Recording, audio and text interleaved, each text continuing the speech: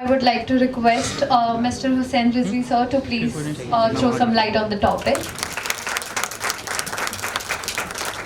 आज हम बात कर रहे हैं मीडिया लिटरेसी पर, तो उससे पहले लिटरेसी पे ले लेते हैं। साक्षरता, पढ़ना लिखना, एक शब्द है, एक लफ्ज़ है उर्दू का, अरबिक का, जिसे इक़रा गया और कहा गया कि पढ़ना अगर हो और उसके लिए चीन जाने की ज़रूरत हो तो चीन जाइए, लेकिन पढ़िए। और पढ़िए क्यों? इल्म हासिल करिए इसलिए कि इल्म से हिकमत आती है और हिकमत आपको सही और गलत में फ़र्क करने का सलीका देती है। अब अगर आपने पढ़ा लिखा है कुछ भी और उसके बाद किस मौके पर किससे क्या कहना है, किससे क्या नहीं कहना है, कितना कहना है, कैसे कहना है, ये सलीका आप में नहीं है तो लिटरेसी के कोई मायने नहीं। अगर आप में से कुछ लोग एमयू के पढ़े लिखे हैं, एमयू से आते हैं, तो एक बड़ी अच्छी बात लिखी थी कि एजुकेशन इसलिए हासिल करिए कि ये आपको ज़िंदगी जीने का सलीका सिखाती है। आज के वक्त में एजुकेशन जो है वो जॉब ओरिएंटेड है, करियर ओरिएंटेड है। ये फ़र्क पैदा हुआ है वक्त की वजह से। दौर बदला, दौर ने चीज़ों को बदला, लेकिन इल्म और एजुकेशन और लिटरेसी दरअसल आपको इंसान बनाने के लिए, हम सबको इंसान बनाने के लिए। तो अब इससे हम आगे चलते हैं मीडिया लिटरेसी। तो सबसे पहली चीज़ तो ये है कि जर्नलिस्ट हर आदमी पैदाइशी एतबार से, वो जो सवाल पूछने की आदत एक बच्चे में होती है कि पापा पापा ये क्या है, फला चीज़ क्या है, ये क्यों है, वो ऐसा क्यों है, ये आदत ही एक जर्नलिस्ट की आदत है। हर चीज़ में क्वेरी की तलाश करना, हर चीज़ में सवालों को पूछना। अब इसको शेप इन करने का काम सर कर रहे हैं, प्रेम सर कर रहे हैं। प्रेम सर मेरे बड़े सीनियर हैं, बड़े हमारे अजीज़ हैं, बहुत कुछ लिखते रहे हैं और उसकी बहुत सारी कीमत उन्होंने अदा की है। मुझे नीरज साहब का, गोपाल दास नीरज साहब की एक चीज़ लाइन याद आ रही है, मुझे तूफ़ानों से लड़ने दो, मुझे आसानियाँ मत दो, मैं तूफ़ानों से लड़ने का आदी हूँ, मुझे आसानियाँ मत दो। तो कहने का मकसद ये है कि लिटरेसी हर जगह ज़रूरी है। अब चूँकि जर्नलिस्ट जो है उसकी जिम्मेदारी ज़्यादा बड़ी हो जाती है। जर्नलिस्ट सोसाइटी को डायरेक्शन देने की कोशिश कर रहा होता है, तो अब कलम जो है वो कई बार किसी को नंबर 1, 2 से 15वीं पोजीशन पर लेके चली जाती है। कलम में इतनी ताकत है ना। अभी हाल में आपने देखा है, तो कलम जो है वो हुकूमत के एतराफ़ में घूमती भी है, सरकारों के सराउंडिंग में उनकी खिदमत भी करती है, और कलम कई बार सरकारों से सवाल भी पूछती है। आपके इर्द गिर्द एक दायरा बनाया जाएगा। जब आप फील्ड में आएंगे, जब एक्टिव जर्नलिज्म में जब आप आ जाएंगे, आज आप उस तरफ हैं, कल आप इस तरफ आएंगे, आप में से कोई प्रेम जी बनेगा, कोई नवनीत बनेगा, कोई हुसैन बन जाएगा, तब आपके इर्द गिर्द एक दायरा बनाया जाएगा आपके ऑर्गेनाइजेशन की जानिब से। अब आप या अपने आप को उस दायरे में बिल्कुल से दबा के रख लें चूंकि उसके एवज में आपको एक तनख्वाह दी जा रही है, या फिर उस दायरे को पुश करते रहें। उस दायरे को कितना आप बड़ा कर लेंगे ये आपकी खुद की सलाहियत और काबिलियत पर डिपेंड करता है। और अपनी नौकरी भी बची रहे, क्योंकि जिम्मेदारियां हैं, माँ बाप हैं, घर की और तमाम सारी जिम्मेदारियां होंगी जिनकी तरफ आपकी लायबिलिटीज़ हैं। उन लायबिलिटीज़ को पूरा करने के लिए जाहिर है पैसों की ज़रूरत है, और यही EMI जो है पत्रकारों पर आज के वक्त में भारी पड़ रही है। तो इस बारीक से फ़र्क को जिसने पकड़ लिया वो चीज़ों को आसानी से आगे की तरफ लेके जाएगा। एक बड़ा अच्छा वाक़या जिक्र कर रहे थे प्रेम जी की, एक हैदराबाद में इनकाउंटर एक हुआ जिसको लेकर के क्या क्या हुआ। तो जब आप सही को सही कहने की ताकत अपने अंदर रखेंगे, ये ताकत आपके अंदर पहले से है, पैदाइशी तौर पर है, उसको शेपन किया जा रहा है, आपको बताया जा रहा है कि सलीका क्या है। किसी को आप सवाल करें और वो उस सवाल को टाले बगैर, नाराज हुए बगैर आपको सवाल का जवाब देने के लिए मजबूर हो जाए, ये हुनर है आपका। एक छोटी सी बात मैं आपको बताता हूं। राजवीर सिंह कल्याण सिंह साहब के साहबजादे हैं, उनके बेटे। कल्याण सिंह साहब गुजर गए तो बड़ा हंगामा, बड़ा शोरगुल हो रहा था कि भाई बहुत राम मंदिर आंदोलन के नायक थे वो, और OBCs के बहुत बड़े, पिछड़ों के बहुत बड़े नेता थे। तो राम मंदिर आंदोलन के नायक की तो खबर थी, लेकिन दूसरा नैरेटिव जो बनाया गया कि OBCs के बहुत बड़े नेता हैं, ऐसा हमने भी नहीं सुना था भाई। अब वो हमें रूबरू हमें दे दिए गए। अब मैंने उनसे पहले तो बड़े अदब और लिहाज से कहा कि भाई देखिए, आपने अपने पापा को खोया है, बड़ा मुश्किल वक्त है आपके लिए, मैं समझ सकता हूँ। लेकिन चूंकि आप राजनीतिक दुनिया में हैं तो बहुत सारे लोग बहुत कुछ सुनना और समझना चाहते हैं। तो पहली चीज़ तो ज़रा ये समझाइए हमारे दर्शकों को कि वो योगी जी जो अपने पिता की अंतिम संस्कार में नहीं जा सके या नहीं गए किसी वजह से, वो कल्याण जी के अंतिम संस्कार में शाना बशाना आपके साथ थे। ये समझना बड़ा मुश्किल हो रहा था लोगों के लिए, क्या था ये। बड़े अच्छे से उन्होंने सलीके से उसका जवाब दिया, बड़े हमारे अच्छे रिश्ते हैं और ऐसा और वैसा।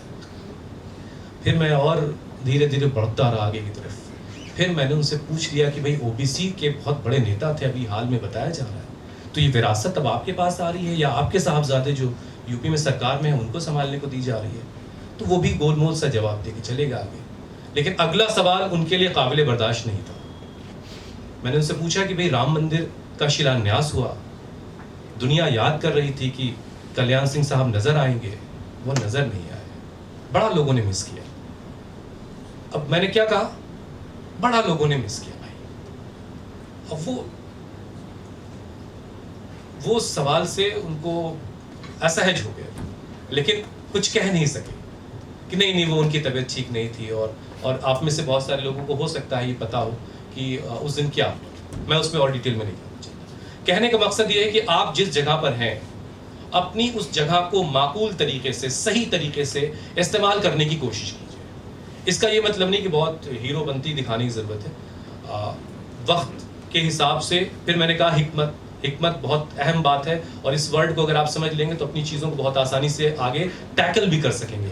इसका यह मतलब नहीं कि कुर्बान हो जाइए बिल्कुल से, है ना। वैसे भी सबको चाहिए कि भगत सिंह पड़ोसी के घर में पैदा हो, हमारे यहाँ ना हो, सबको ये चाहिए होता है। तो भगत सिंह बनिए, भगत सिंह बनने की ज़रूरत है, लेकिन वक्त के हिसाब से चीज़ों को समझते हुए अगर आप बेहतर कर पाएँ सोसाइटी का, तो वो ज़्यादा बेहतर तरीका है। आजकल रामचरितमानस की बहुत बात हो रही है, तो तुलसीदास जी लिखते हैं, दैहिक दैविक भौतिक तापा, राम राज नाही काहू ही व्यापा, सब नर करहि परस्पर प्रीति, चलहि स्वधर्म निरत श्रुत नीति। उस वक्त भी ये कहा जा रहा है कि सभी धर्मों के लोग आपस में बड़े प्यार से मोहब्बत से रहते हैं, और कोई भी व्यक्ति जो है वो दैहिक दैविक भौतिक किसी भी तरह के शारीरिक भौतिक और इन तरह के बुराइयों से, तापा मतलब प्रॉब्लम से, वहां पर तापा का शब्द का ये अर्थ है, इससे परेशान नहीं होता। इसे राम राज्य कहते हैं। अब आज राम राज्य बन रहा है, आप इस फर्क को महसूस कीजिए कि राम राज्य कैसे बन रहा है, कितना बन रहा है। राम राज्य जहां किसी गरीब को अगर परेशान किया जा रहा है तो क्या ये राम राज्य है? इस पर सवाल पूछने का आपका राइट है, आप सवाल पूछें। अगर किसी सोसाइटी के किसी एक सेक्शन को कोई परेशानी हो रही है, आप उस पर सवाल पूछें। अगर आप उसमें कहीं पर झुकने लग रहे हैं किसी एक जानिब, तब आपको खुद से सवाल पूछने की जरूरत है।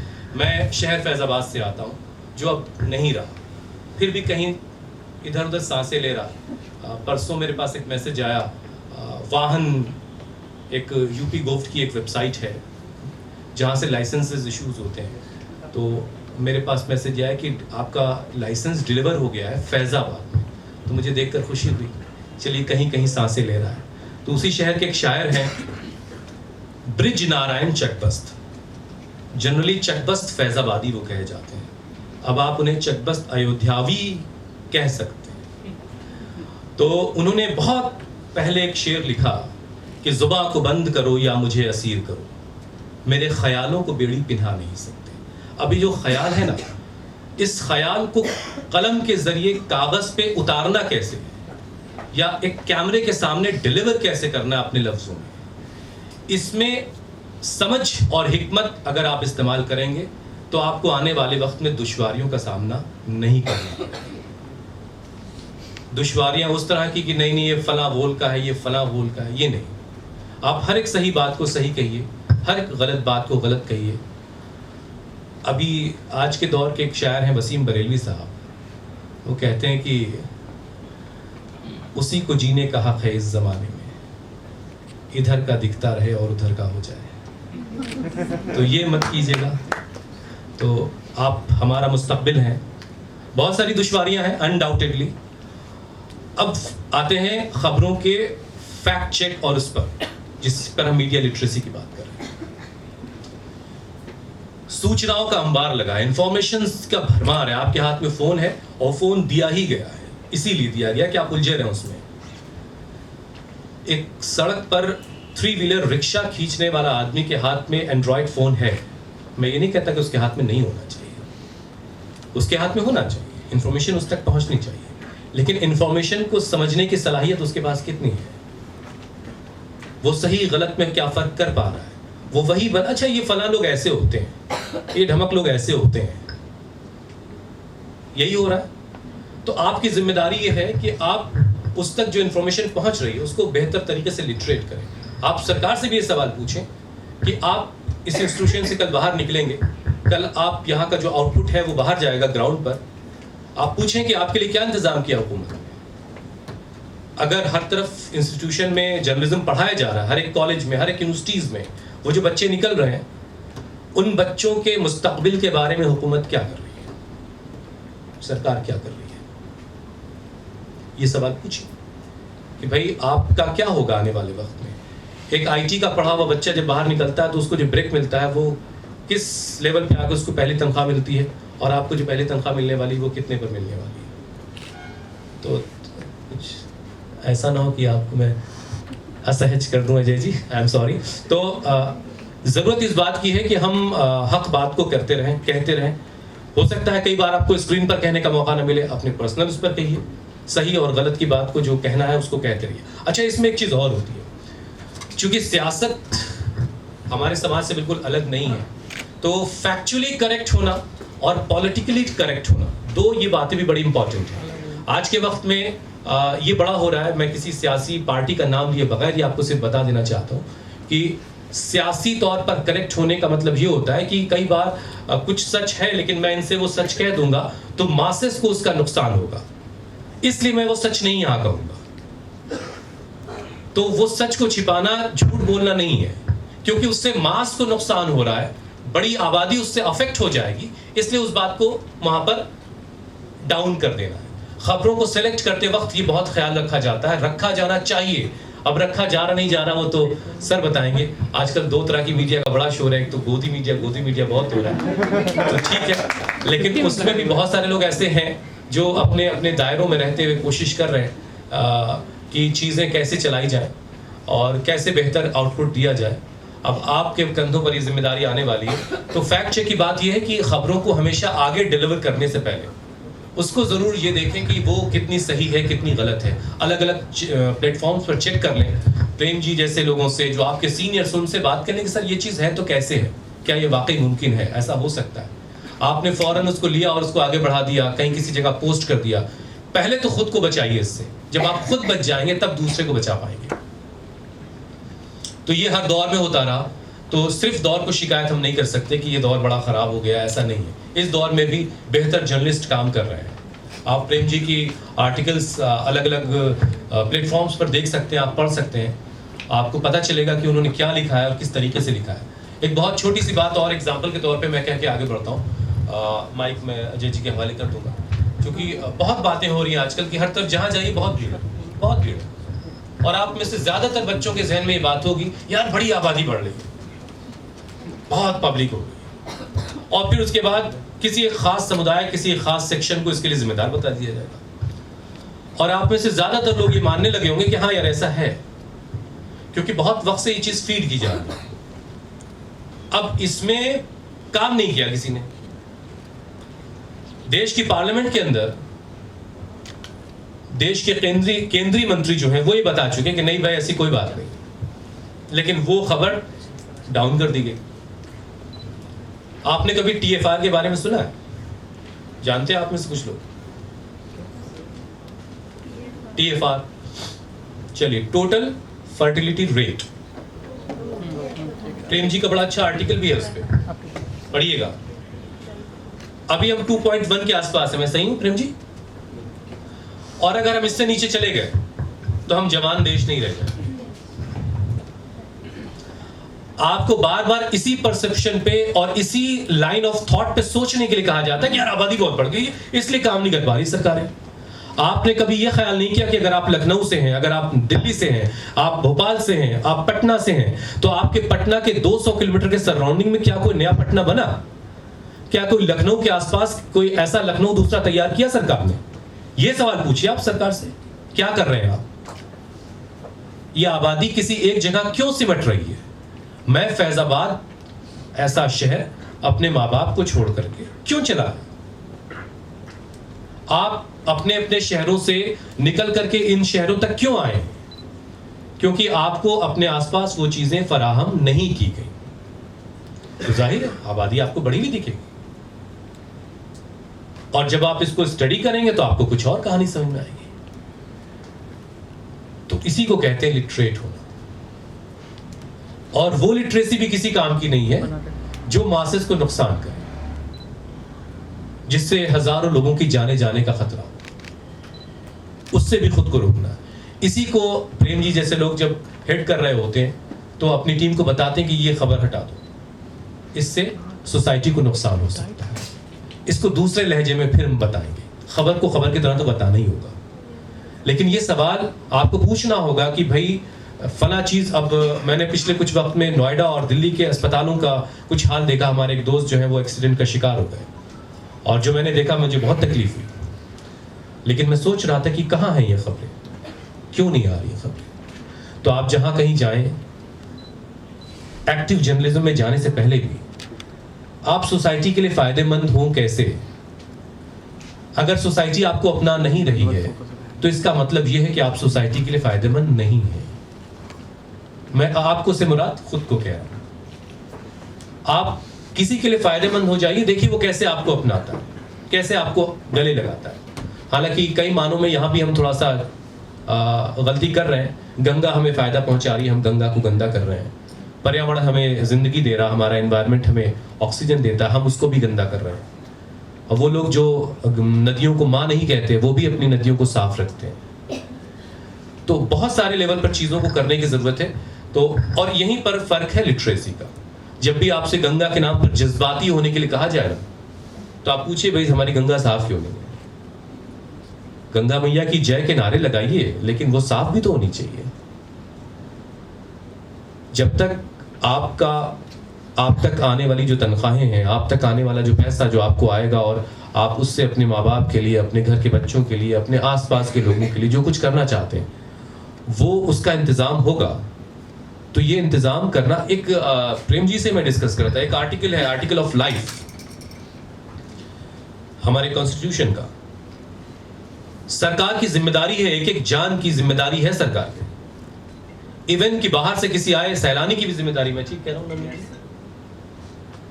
और कहीं भी कोई भी यूं इस तरीके से लोगों की जानें जा रही हैं, और हम यूं कह के निकल जाते हैं कि यार ये तो होता रहता है, सरकार क्या क्या करेगी? तो ठीक है, फिर हमें ऐसे ही जीना पड़ेगा। तो लिटरेसी मतलब इल्म का हासिल करना, और इल्म आपको सही और गलत के बीच फर्क पैदा करने की सलाहियत देता है। अगर ये सलाहियत आप में नहीं आ रही है तो लिटरेसी की कोई मायने नहीं है। सही और गलत खबर को पहचानना सीखिए। इस वक्त बहुत भीड़ है, पूरा गूगल इस वक्त भरा पड़ा है। एक बहुत एडवांस प्रोग्राम मेरे जहन में है, काम करूंगा कभी जब जिंदगी ने मौका दिया, कि कैसे वहां पर इस तरह से मतलब 90% चीजें ऐसी, अब जैसे अभी रामचरितमानस पर बात हो रही, स्वामी प्रसाद मौर्य ने जो बात उठाई, वीवी गिरी उस जमाने में राष्ट्रपति थे, और एक एमएलए ने यूपी से खत लिखा था वीवी गिरी साहब को कि आप जा रहे हैं तुलसी जयंती में शामिल होने के लिए। तुलसी जयंती का मौका था, वीवी गिरी साहब तुलसी जयंती में शामिल होने जा रहे थे as a president of India. एक डेमोक्रेटिक सेटअप के राष्ट्रपति को उस एमएलए ने खत लिखा कि आपको ये काम नहीं करना चाहिए। हिंदुस्तान के दलितों और पिछड़ों के बारे में ख्याल करते हुए। हालांकि वो गए, लेकिन कोई हंगामा बर्पा नहीं हुआ। लोग उस वक्त भी थे, लोग आज भी हैं, लेकिन इंफॉर्मेशन को एक जगह से दूसरी जगह पहुंचाने का जो तरीका है और उसके नेगेटिव इस्तेमाल का जो एक प्रैक्टिकल है, वो बार बार किया गया है। कि कभी गणेश जी दूध पीते हैं तो आप एक वक्त में सवाल पूछ सकते थे, आज के वक्त में आप उस पर अगर आपने कुछ किया तो शायद आपके ऊपर मुश्किल भी आ सकती है। लेकिन सलीके से आप सवाल पूछ सकते हैं कि भाई सरफेस टेंशन भी क्या कोई चीज होती है क्या? पूछ सकते हैं अपनी बात को। तो बस सही और गलत के फर्क को पहचानना ही लिटरेसी है, और इसको मीडिया के साथ जोड़ दीजिए, media literacy. Thank you so much, sir.